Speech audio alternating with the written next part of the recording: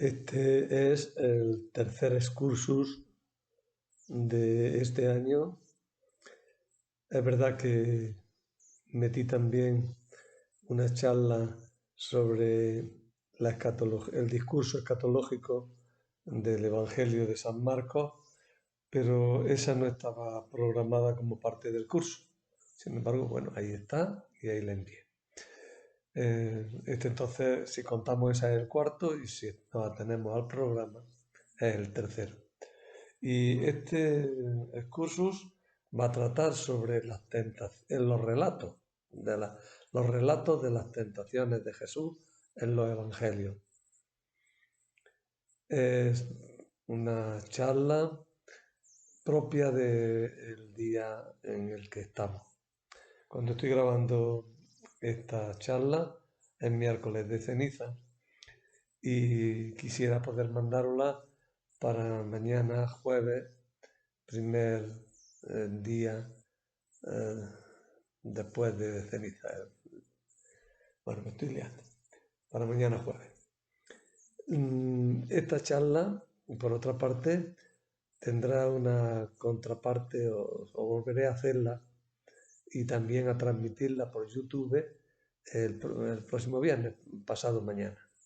Pero esta quería grabarla un poco por coleccionismo y también pues, por enviarla en el día tal como la teníamos prometida. Así es que empiezo ya sin más. Eh, Tenemos que empezar definiendo tentación. Para nosotros, tentación es simplemente un estímulo que nos provoca a actuar. Así, el diccionario de la Real Academia Española define la tentación como instigación o estímulo que induce el deseo de algo. Pero la verdad es que la palabra no es neutra casi nunca y suele tener un sentido negativo, un carácter negativo, por cuanto la actuación a la que nos vemos provocados nos aparta de nuestros objetivos, de nuestros planes o de nuestro deber. Otro uso de la palabra tentación ya por contraste como algo bueno que nos induce al gozo o a hacer cosas agradables, pues es una deformación por cuanto que se considera que el pecado o la actuación en contra de cualquier tipo de ley, pues es algo positivo. Pero claro, eso ya es sacar las cosas de quicio y no se entiende. Definimos tentación como un impulso que nos mueve a hacer algo que va en contra de nuestro deber, de nuestros propósitos, de nuestros planes, de nuestra vida. En el Nuevo Testamento se utiliza la palabra peirasmos. Y esta palabra peirasmos tiene un sentido muchas veces muy neutro e incluso casi positivo. Lo tiene, porque peirasmos pues puede ser intento, puede ser prueba, puede ser examen, un examen de clase, puede ser un peirasmos, una tentación, ¿no? Una prueba, ¿no? Una dificultad, etc. Vamos a hablar de tres relatos. Tres relatos que vienen en los evangelios sinópticos. El primero está en San Marcos 1, 12, 13 y los otros dos en San Mateo 4, 1, 11 y en San Lucas 4, 1, 13. Bien, estos relatos sobre las tentaciones que sufrió Jesús, pues son el objeto de esta charla. Y lo primero que notamos es que estos relatos están claramente ambientados en un mundo de ideas y de imágenes que tiene su origen en la Sagrada Escritura y en la forma en la que ésta era interpretada y presentada en la época de Jesús. Es fácil darse cuenta de que la mera enumeración de los lugares, desierto, montaña, templo, de los personajes, el Hijo de Dios, el Espíritu, Satanás o tentador, el diablo, los ángeles, las fieras, el diálogo construido a base de citas del Deuteronomio y los Salmos. Y por último, la mención de los 40 días. Todo eso basta para darnos la evidencia de que nos hallamos en un mundo de ideas bíblicas. Si añadimos los 40 días, sobre todo, pues vemos que es una fecha redonda que ahora lo comentamos, que tiene honda raigambre bíblica. El fondo, por tanto, de estas narraciones es absoluta y claramente bíblico, y que es desde ese fondo bíblico desde donde podemos entenderla. En este tema yo voy a hacer lo siguiente. Voy a examinar detenidamente los 3 pasajes. Estos 3 pasajes siguen al bautismo de Jesús en los 3 evangelistas. Se ha narrado el bautismo y Jesús se va. Y además se marca que hay continuidad. Se continúa de alguna manera la narración del bautismo con la narración de las tentaciones. Hay una continuidad. Y además una continuidad no solamente narrativa, sino también una continuidad, por así decirlo, temática. Si el bautismo nos decía que Jesús es el Mesías, las tentaciones nos van a dejar claro que Mesías no es. Y por contraste que Mesías sí es. Pues primero examinamos, como digo, estos 3 pasajes y en ellos vamos a ver cómo Jesús fue tentado en el sentido de ser puesto a prueba, en el sentido de incitarlo a apartarse de su misión, a hacer su ministerio a su gusto, o mejor, al gusto del mundo, en vez de al gusto de Dios. En primer lugar, vamos a examinar detenidamente el relato de Marcos para descubrir sus objetivos y las ideas de fondo que nos quieren transmitir. En segundo lugar, vamos a ver de forma conjunta los relatos de Mateo y de Lucas, examinando cada una de sus partes y buscando sus objetivos, fijándonos en sus coincidencias y en sus diferencias, y muy especialmente en los elementos que antes he señalado: personajes, lugares, tiempos, citas bíblicas, añadiendo también la acción de los personajes. ¿Qué acciones hacen? ¿Qué cosas hacen?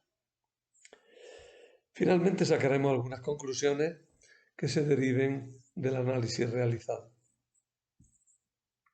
Como no se trata de no ser spoilers ni de mantener aquí la intriga, ¿no?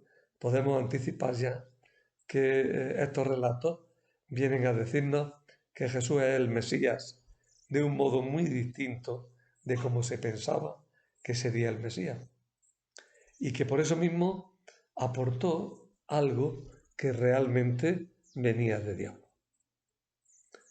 Dejemos claro, por tanto, desde el principio, que los relatos no tienen el propósito de transmitirnos una anécdota histórica, algo que ocurriera al principio de la actuación de Jesús, sino que son relatos que tratan de advertirnos lo que podemos esperar del Evangelio que sigue, de todo el relato que sigue, y apartarnos desde el comienzo de una mala interpretación de lo que se nos va a narrar.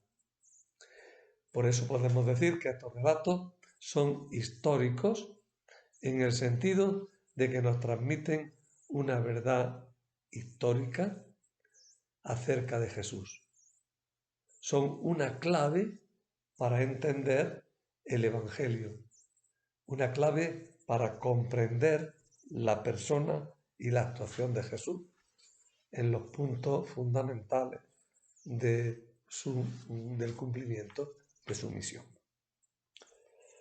Y así empezamos ya con el relato de Marcos. Hay que empezar por leerlo. Es un relato muy breve, es brevísimo. A continuación, el Espíritu lo empujó al desierto. Se quedó en el desierto 40 días, siendo tentado por Satanás. Vivía con las fieras y los ángeles lo servían. Como veis, el texto es brevísimo.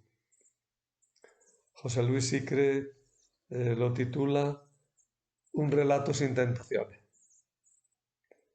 Y añade que, a pesar de que es tan breve, a pesar de que es un relato sin tentaciones, por lo menos sin desarrollar esas tentaciones, pues a pesar de eso, se dan 6 datos que un catequista, uno que expone el Evangelio, deberá desarrollar.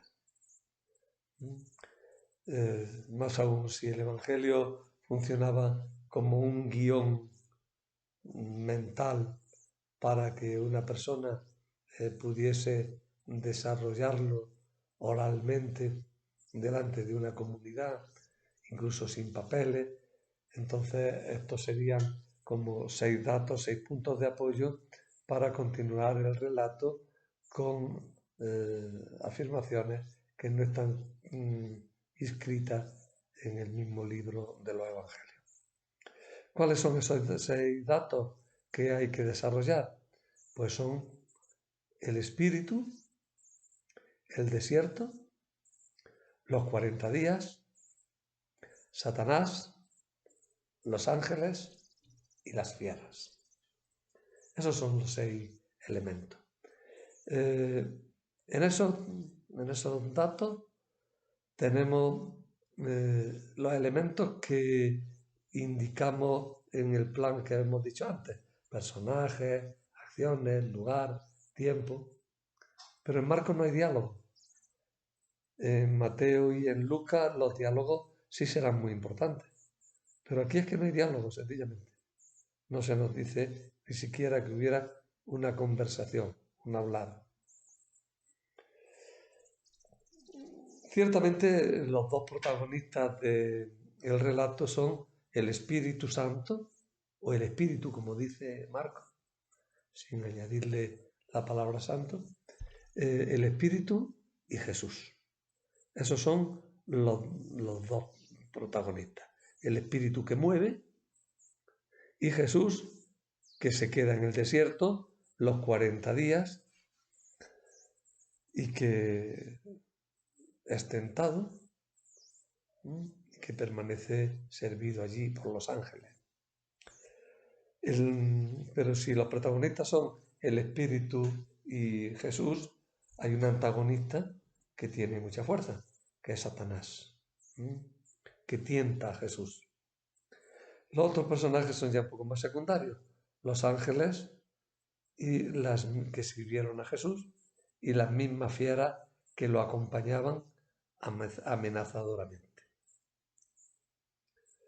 El lugar donde se desarrolla la acción es el desierto y los tiempos son 2. A continuación del bautismo, ese es el primero.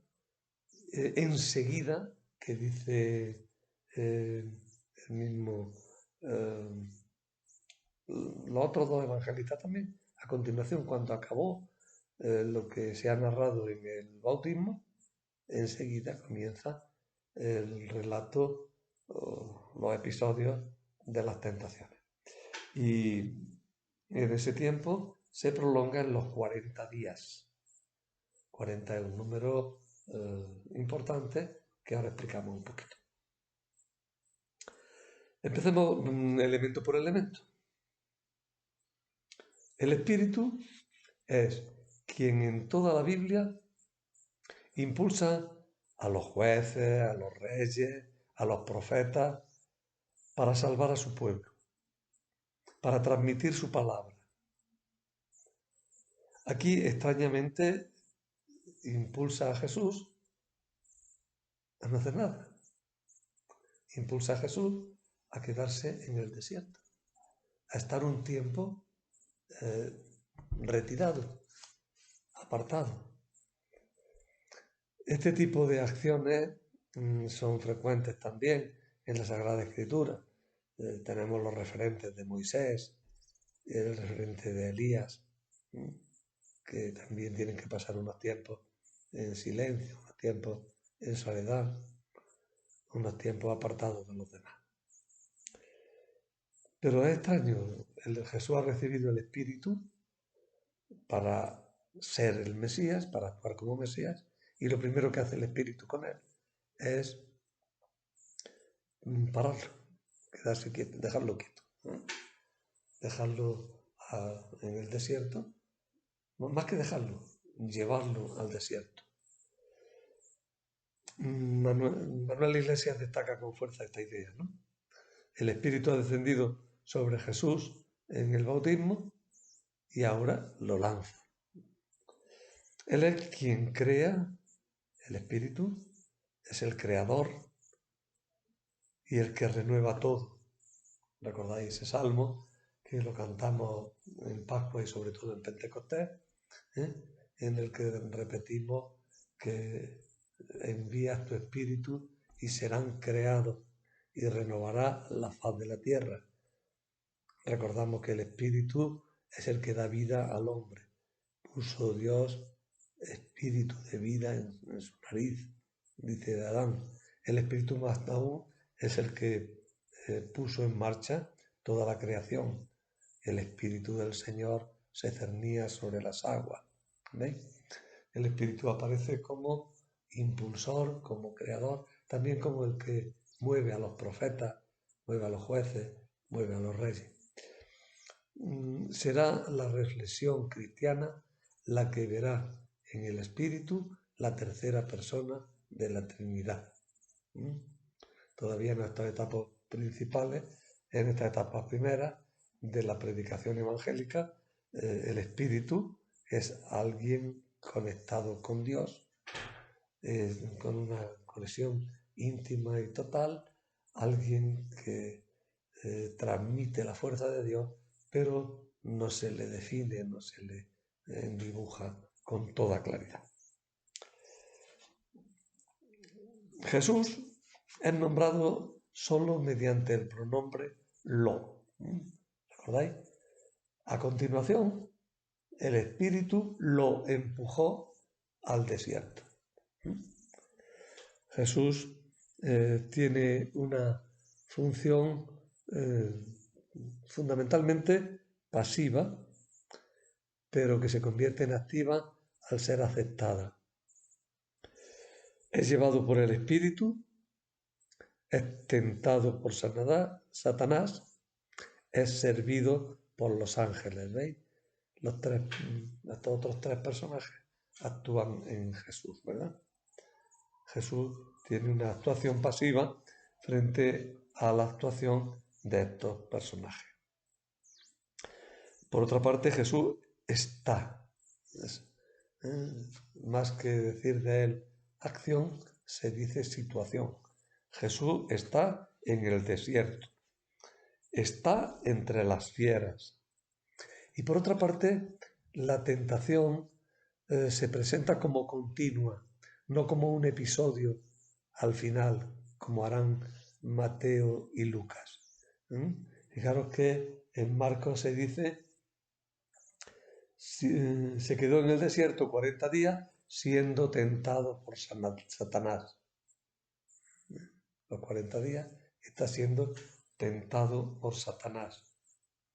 En cambio, Mateo y Lucas dicen que fue al acabarse el tiempo cuando viene la tentación. ¿Mm? Después de ayunar 40 días, ¿mm? con 40 noches, al fin sintió hambre, ¿no? Y también en Lucas, al final, sintió hambre, ¿no?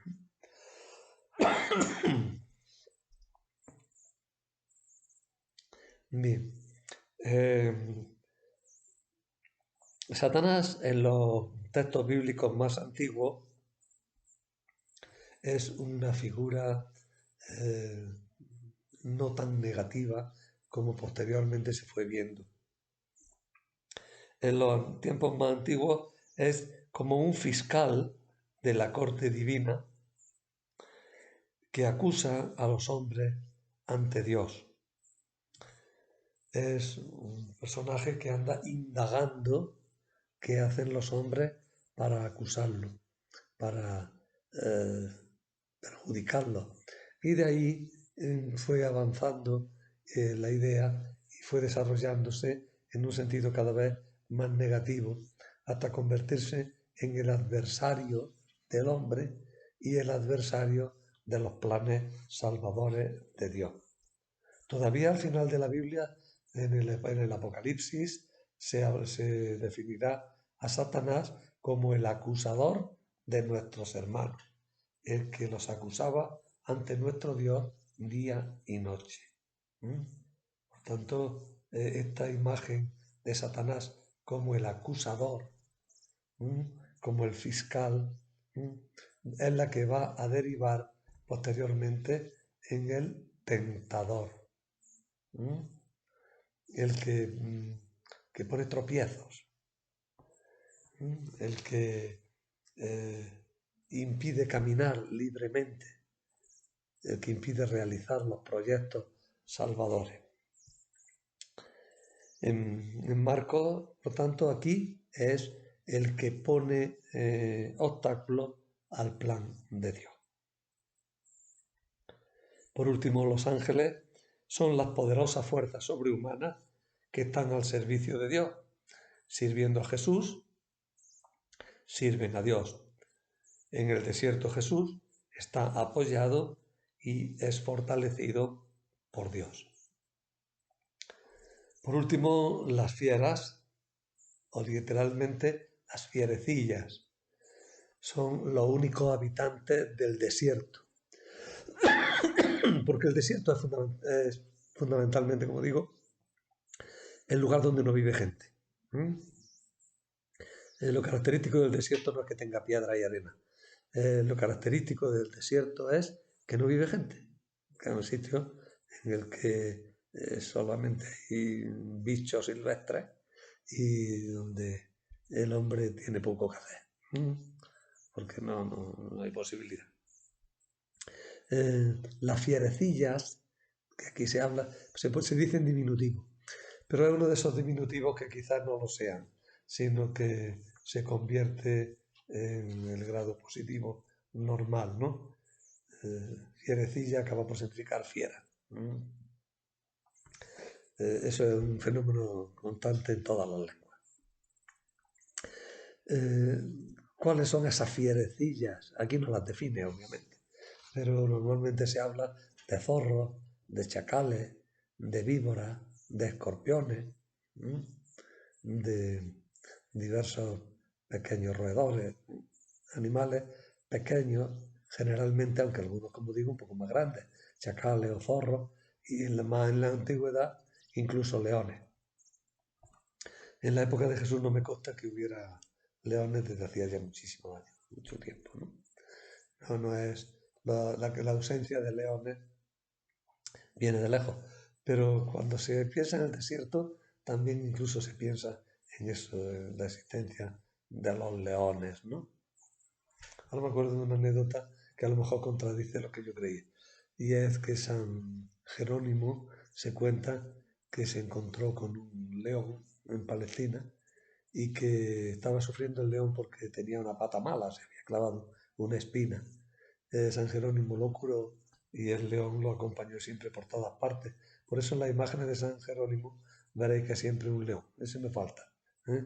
Como un gatillo grande que acompaña al santo por todos lados. Pero era un león. Quizás sea el recuerdo de que en esos países, por lo menos en algunos tiempos, hubo también leones. Bueno, el desierto es el lugar habitado por las fieras, ¿no?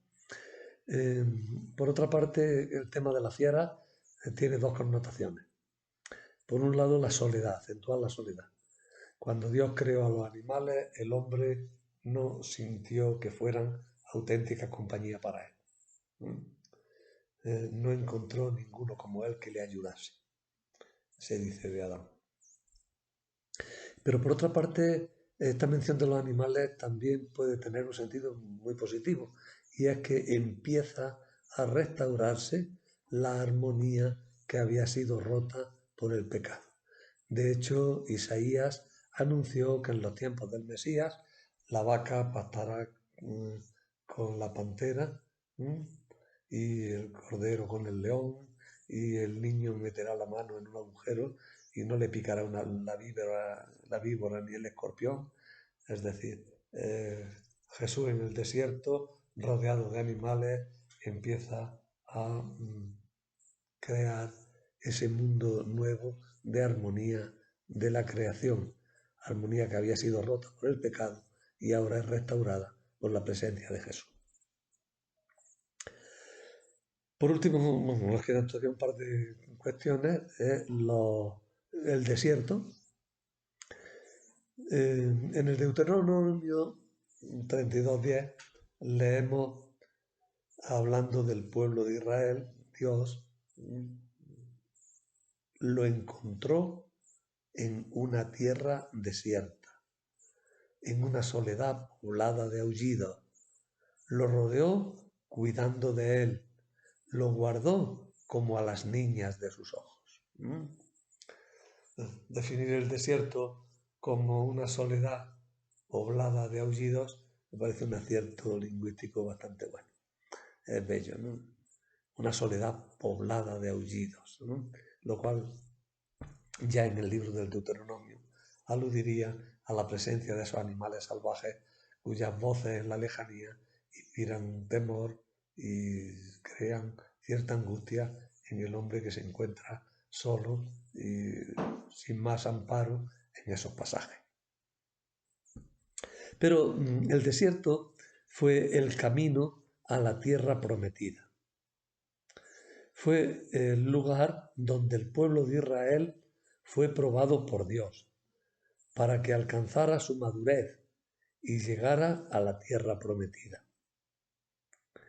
En el desierto los israelitas tentaron a Dios y lo pusieron a prueba, desconfiando de él. Y así se habla de que los israelitas desconfiaron de Dios en Medibá y en Masá, donde querían beber agua y querían comer, se sublevan contra Moisés y contra Dios. Dios se enfada muchísimo, pero al final les manda el agua y al final les mandará el alimento. Por eso el desierto ciertamente es el lugar del pecado del pueblo, pero es también el lugar de la salvación de Dios.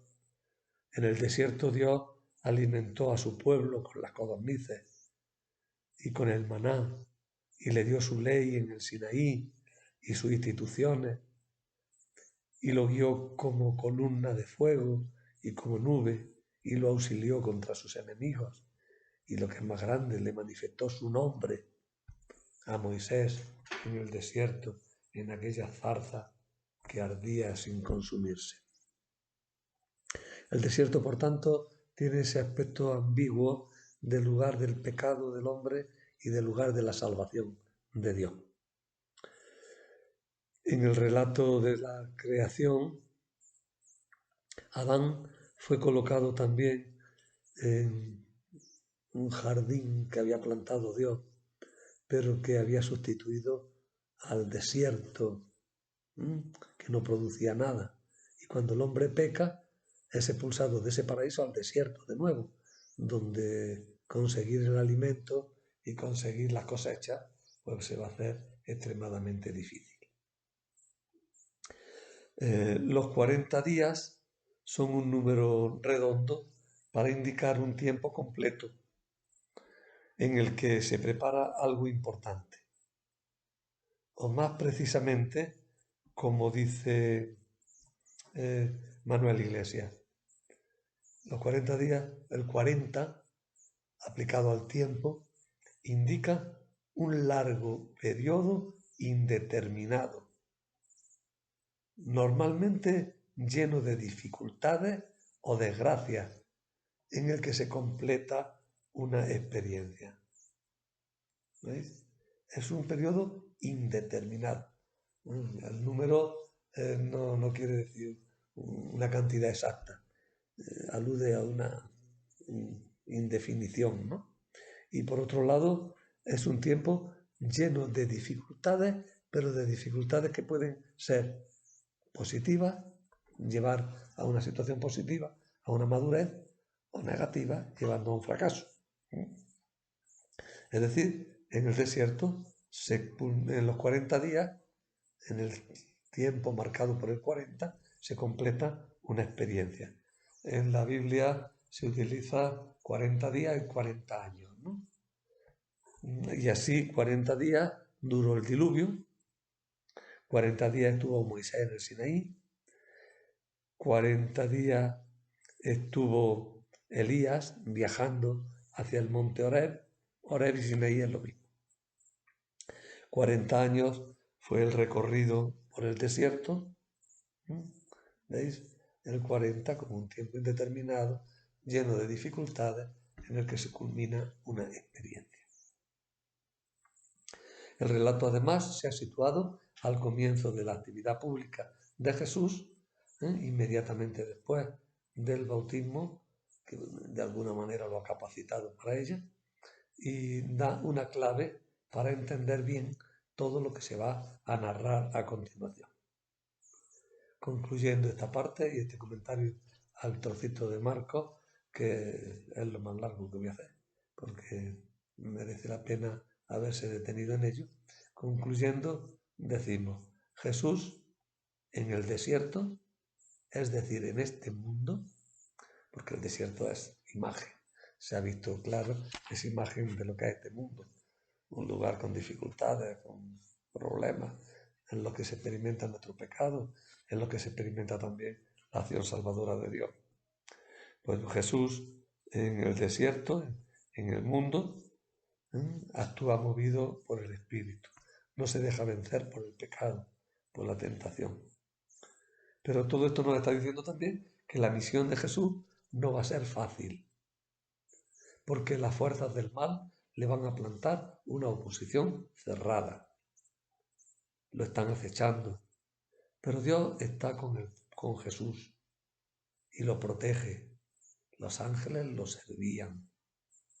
Jesús así es el nuevo Adán, el Adán que no se deja engañar por la tentación y que por tanto va a crear una situación nueva, va a abrirnos las puertas del paraíso. Es el primer hombre nuevo, el hombre que realmente vence lo que el primer hombre había destruido. Por eso aparecerá luego más adelante el tema, en todo el Nuevo Testamento, el tema de Jesús como el nuevo Adán.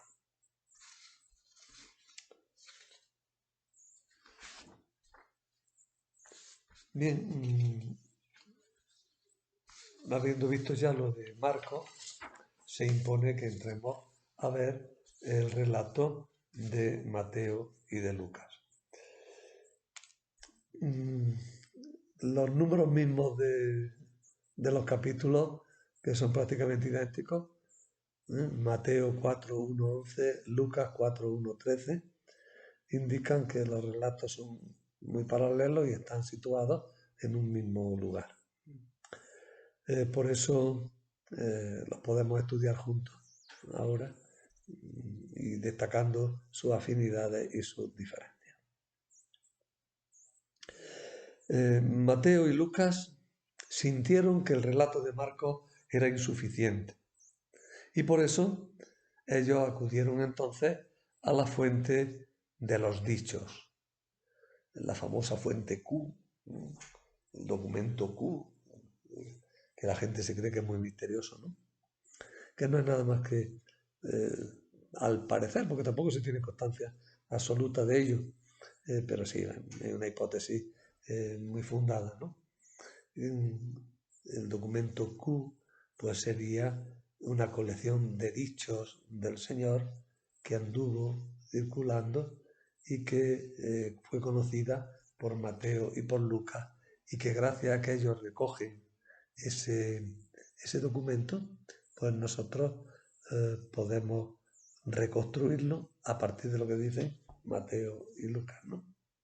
Bueno, pues Mateo y Lucas no se conformaron con las afirmaciones de Marcos, les parecían demasiado esquemáticas, y entonces ellos acudieron a la fuente de los dichos, a la fuente Q, que tenía un relato que recogía una reflexión mucho más desarrollada sobre la forma que Jesús era Mesías, que era un problema para los primeros cristianos. La idea de Mesías, en general así ideal, y lo que realizó Jesús, encuentran una dificultad grande para casarlas, ¿no? Para unirlas, ¿no? Entonces hubo que reflexionar. ¿Cómo decimos que Jesús es el Mesías si no se parece demasiado a la idea que tenemos de Mesías? Pues entonces esa reflexión habría culminado en estos relatos de la fuente de los dichos que recogieron Mateo y Lucas. El relato tiene una brevísima introducción y 3 episodios, el primero de los cuales se situaba en el mismo desierto y los otros 2, uno en el templo y otro en una montaña. Mateo recoge primero el episodio del templo y luego pone el de la montaña para completar el relato. Lucas, en cambio, después del episodio de los panes, pone el episodio de la montaña para concluir con el episodio del templo, porque a él, en todo su evangelio, le interesa dejar claro que Jerusalén es el término al que llega la actividad de Jesús, y que desde Jerusalén es desde donde se produce el salto a la gloria, el salto al triunfo, la ascensión a Dios. Pues bien, después de los 3 episodios viene una breve conclusión bastante distinta en Mateo y en Lucas. La de Mateo más parecida a Marcos y la de Lucas muy escueta, como veremos ahora después. Empezamos entonces comentando la introducción, que sería Mateo 1.2a y Lucas también 4.1.2a y Lucas 4.1.2a. Ocupan el mismo espacio. Dice así: entonces Jesús fue llevado al desierto por el Espíritu para ser tentado por el diablo. Y entonces dice lo mismo Lucas. Jesús, lleno del Espíritu, volvió del Jordán, y el Espíritu lo fue llevando durante 40 días por el desierto, mientras era tentado por el diablo. Me doy cuenta que en Marcos he puesto 2a, o sea, en Mateo he puesto 2a, cuando en realidad es 4.1 solamente. En Lucas sí es 4.1.2a. Pero fijaros en los detalles. Entonces Jesús fue llevado al desierto por el Espíritu para ser tentado por el diablo. Jesús, desierto, Espíritu, tentaciones, diablo. Son todos elementos que aparecían en Marcos. Y en Lucas lo mismo. Jesús, lleno del Espíritu Santo, volvió del Jordán y el Espíritu lo fue llevando, y durante 40 días por el desierto, mientras era tentado por el diablo.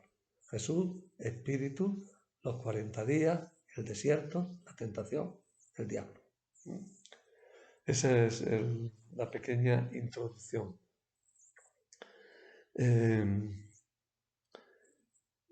Por tanto, con palabras un poco diferentes, tanto Mateo como Lucas recogen los temas que encontrábamos ya en Marcos. El Espíritu, al que se le añade el adjetivo santo en el Evangelio de San Lucas, que es el que mueve a Jesús.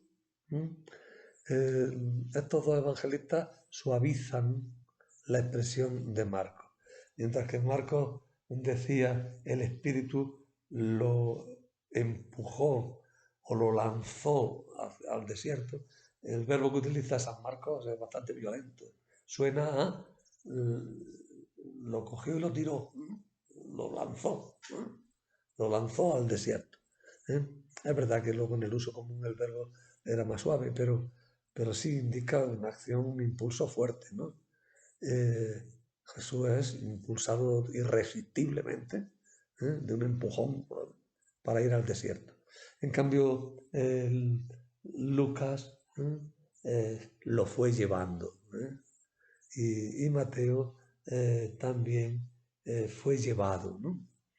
Son dos adjetivos, dos verbos un poquito más suaves que los de Marcos.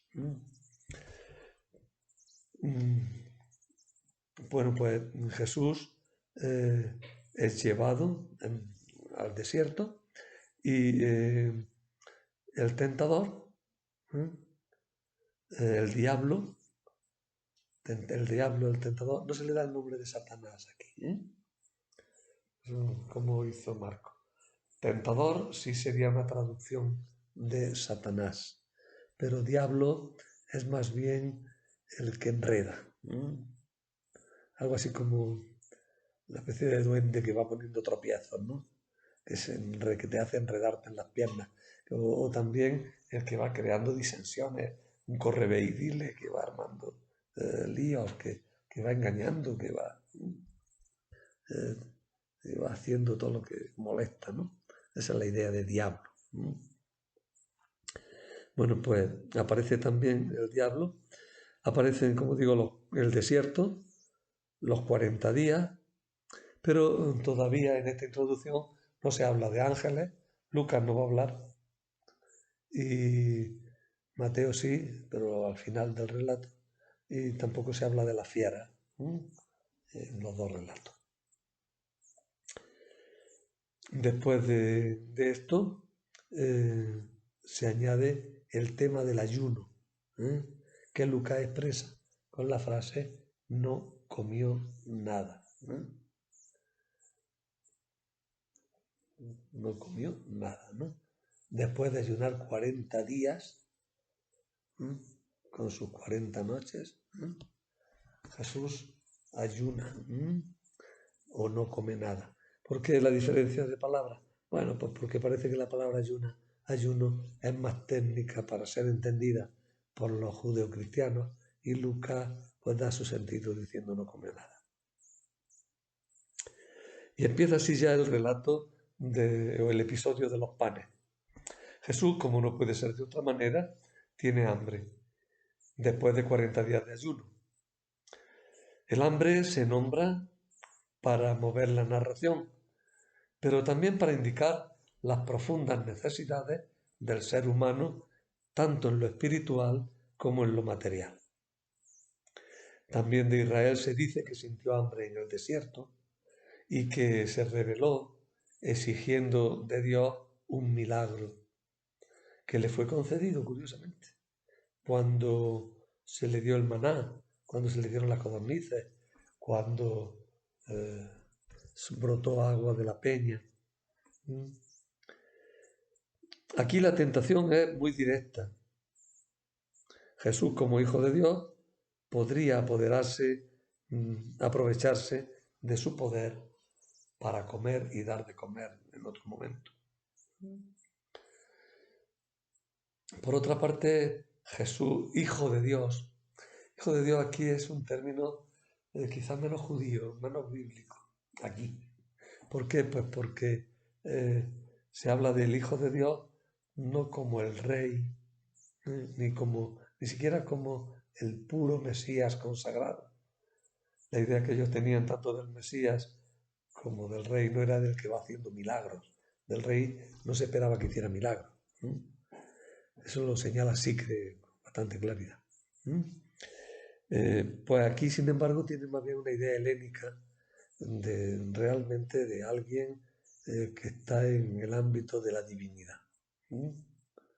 Jesús, y por tanto, como está en el ámbito de la divinidad, controla las fuerzas de este mundo. Y por tanto, puede hacer milagros. La tentación será precisamente esa, hacer milagros, aprovecharse de ese poder en beneficio propio y de paso en beneficio de su misión, que se reduciría a solucionar los problemas económicos del pueblo, a dar prosperidad. Señor, danos la salvación. Señor, danos prosperidad. Dice también un salmo, ¿no? Danos prosperidad. La prosperidad como señal de la ayuda divina y de la presencia de Dios. Esta tentación ha sido muy real en Jesús y en toda la historia de la Iglesia. Pues hambre y cristianismo con razón se han visto incompatibles.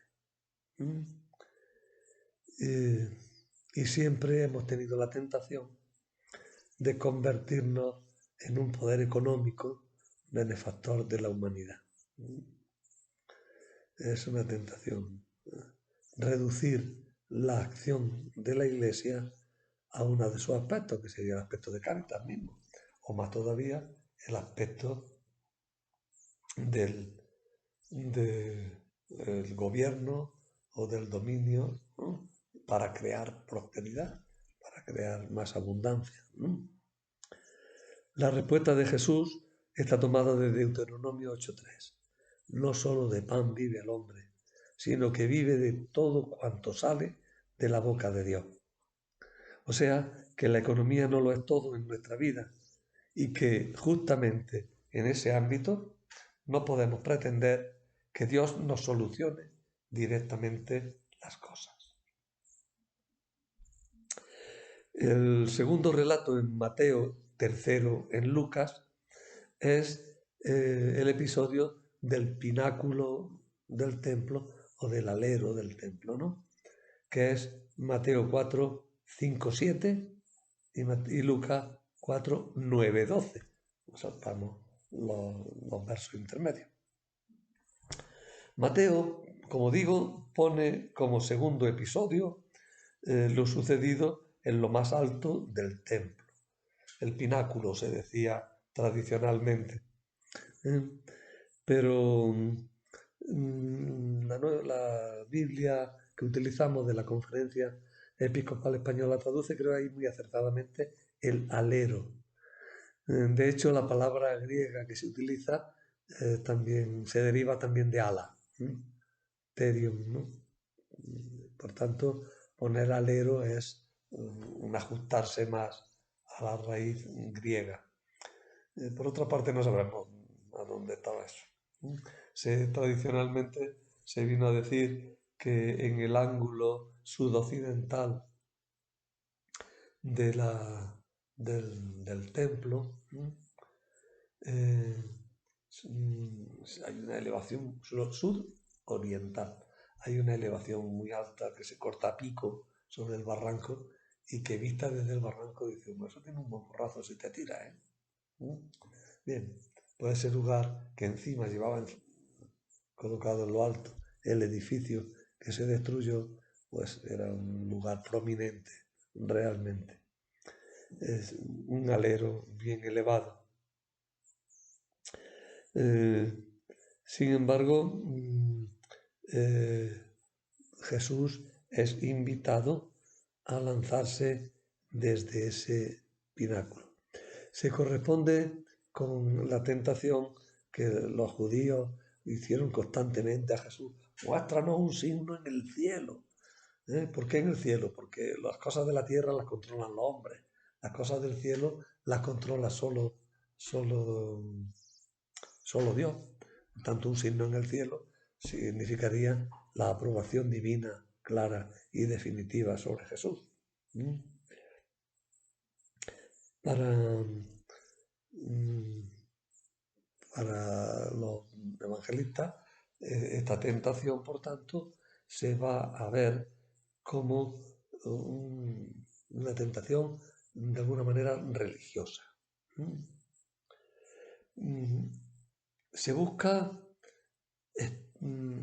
adquirir la protección de Dios para llevar a cabo nuestros planes, ¿eh? Aunque sean nuestros planes en favor de la gloria de Dios y no los planes de Dios mismo, ¿no? Bueno, aquí podríamos desarrollar más, pero se me haría muy largo. El diálogo del tentador con Jesús se apoyará en dos textos de la Sagrada Escritura. El diablo cita el Salmo 91, donde al fiel le promete Dios protección mediante el cuidado de sus ángeles. Es una protección normalita, ¿no? Si eres bueno, mis ángeles te acompañarán, se dice de una forma poética, evitarán que tropieces. Pero aquí el diablo retuerce la idea y la convierte en un auténtico paracaídas. Los ángeles serían un prodigioso paracaídas para evitar que Jesús se diera un golpe, ¿no? Un golpe que además él mismo había provocado y que Dios se verá obligado a evitar. No puede consentir que a su siervo, que a su Mesías, le pase nada. Por tanto, si su Mesías se tira desde lo alto del pináculo, tendrá que mandar a los ángeles a toda velocidad para que lo sustenten. Fijaros que se trata, por tanto, de una tentación doble. Es tentar a Dios. Es la tentación de tentar a Dios. La tentación de poner a Dios en dificultades para que actúe en favor de su Mesías. Por eso Jesús responderá: no tentarás al Señor tu Dios. No tentarás al Señor tu Dios. Eso aparecía en Deuteronomio, donde se les decía a los israelitas: no tentaréis al Señor vuestro Dios como lo habéis tentado en Masá. Jesús no desconfía del Padre y por eso no lo pone a prueba. Es falsa religión intentar que Dios se someta a nuestros planes para demostrar su poder. Dios no tiene que demostrar su poder a nadie. Y por tanto no podemos hacerle el chantaje de te tienes que someter a lo que a nosotros nos gusta, ¿no? Yo me meto en un lío muy gordo y tú no paras. Dios no acepta ese juego, claro. Es un intento descarado de manipular a Dios. Es falsa religión intentar que Dios se someta a nuestros planes para demostrar su poder. Es de destacar que la expresión dice el Señor tu Dios, Yahvé tu Dios, el nombre de Dios, y se dice que es tu Dios. Es decir, se recalca que Dios es Dios. Y Dios no está sometido a nosotros, que somos la criatura, que somos los que tenemos que estar escuchando a Dios y dejándonos llevar por Dios, no pretendiendo manejar a Dios y llevar a Dios. No podemos ser los dioses de Dios, por decirlo de una forma también retorcida. La tentación, pues, va mucho más allá de provocar un espectáculo que hace surgir el entusiasmo del pueblo. Entre otras cosas porque no había pueblo. Ahí no ha dicho en ningún lado que estuviera la gente mirando.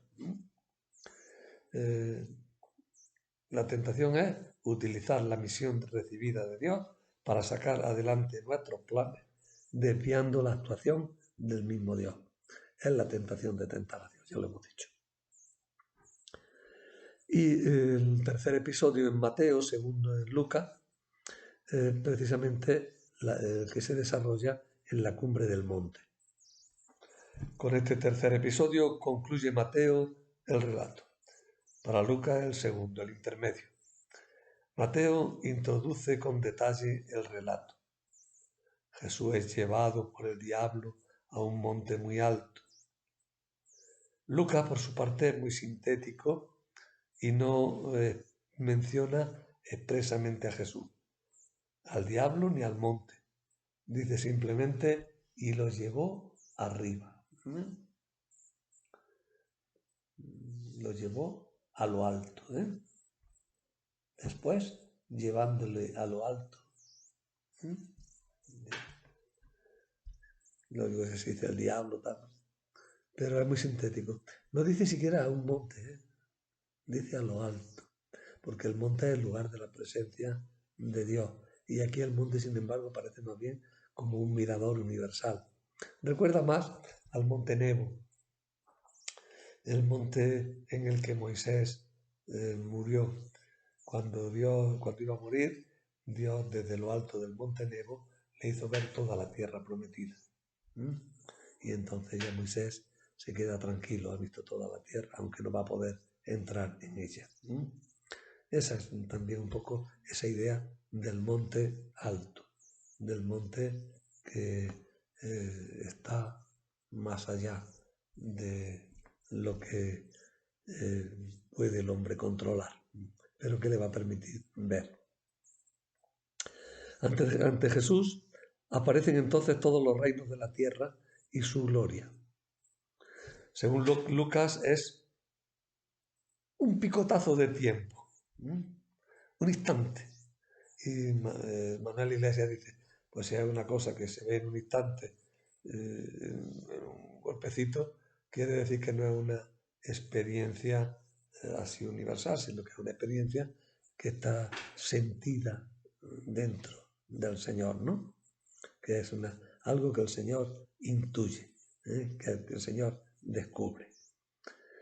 Ante Moisés, antes de morir, se le había manifestado la tierra prometida.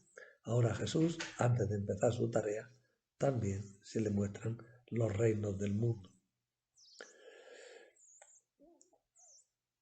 Y además, en este lugar se dice que el diablo se va a jactar de que es el dueño del universo.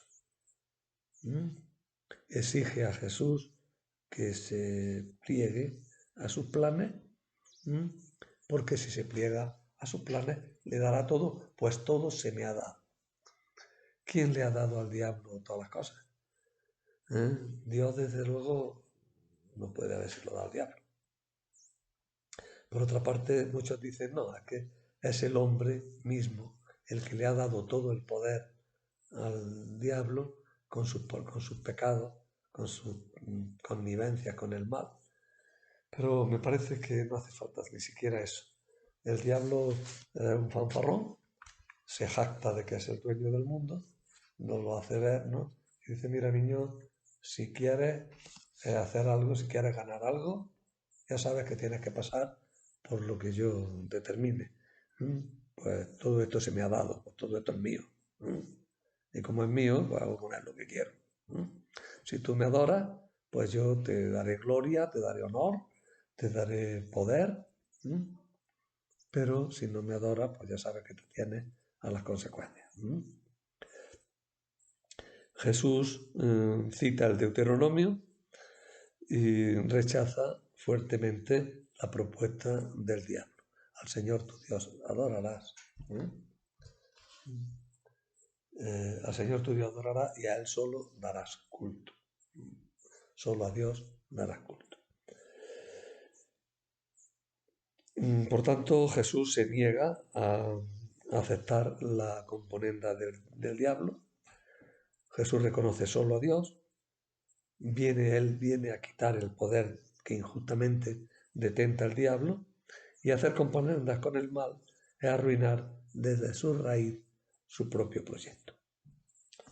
Y ya finalmente vienen dos frases. Entonces lo dejó el diablo y he aquí que se acercaron los ángeles y lo servían. O como dice Lucas, acabada toda tentación, el demonio se marchó hasta otra ocasión. frente a Marcos, que hablaba de un servicio continuo de los ángeles, frente a Lucas, que no menciona siquiera a los ángeles, Mateo concluye afirmando que los ángeles sirven a Jesús cuando vence las tentaciones. Es claro el contraste con Adán, que cuando es expulsado del paraíso se encuentra con que los ángeles le son enemigos, le cierran la puerta. Se colocó un querubín en la puerta con una espada flameante para impedir que volviera a entrar. Y Adán entonces se encuentra en un desierto en el que a duras penas podrá conseguir su sustento. En cambio Jesús ha vencido y los ángeles le sirven. Lucas anuncia que habrá otras tentaciones. De hecho, en la cruz Jesús tuvo que escuchar a los jefes del pueblo, a los soldados, a los que pasaban, a los que estaban crucificados. Todos le decían, bájate de la cruz. Si eres el Hijo de Dios, bájate de la cruz. Tú que tenías tanto poder, bájate de la cruz, ¿no? Es la última tentación, esa tentación que Jesús padece de ser infiel a su misión y de aprovecharse de su mesianismo en favor propio en vez de para mostrar el infinito amor que Dios nos tiene. También Mateo hablará de una tentación destacada, que es la tentación de Pedro. Cuando Pedro escucha la predicción de que Jesús va a pasar por la pasión, Pedro le dice al Señor, Señor, eso a ti no te puede pasar. Y Jesús le dice, al favor de quitarte de delante que me está haciendo tropezar, Satanás. Ahí hay una auténtica tentación y ahí Pedro recibe además este mismo nombre de Satanás, de tentador. Conclusiones de toda nuestra charla. Al principio de la vida pública de Jesús se nos advierte que Jesús es el Mesías, que ni se aprovecha de su situación en beneficio propio, ni debemos buscarlo como el que va a solucionar nuestros problemas económicos. Tampoco Jesús va a justificar su misión con prodigios destinados a mostrar que Dios lo envía, haciendo milagros estruendosos y vistosos, ¿no? Jesús se niega a eso, ¿no? Recordemos ya, como dije antes, con qué fuerza Jesús se negó en alguna ocasión a hacer un signo en el cielo para demostrar su poder. Y finalmente Jesús no va a entrar en trato con los poderes de este mundo, reconociendo y aceptando su control para obtener su propio triunfo, ya que esto sería una derrota en la misma raíz de su actuación.